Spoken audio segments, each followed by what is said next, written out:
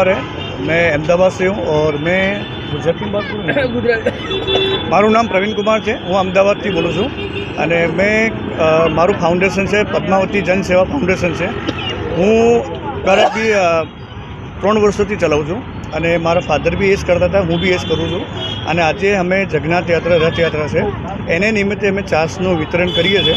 તો એને નિમિત્તે અમે આજે કાલુપુર સ્ટેશન જઈએ છીએ, ત્યાં બધું જેટલા બી યાત્રીઓ બધા જે દર્શન કરવા માટે લાભ લઈએ છીએ એ લોકોને અમે આ છાશનું વિતરણ કરવા માટે પહોંચીએ છીએ।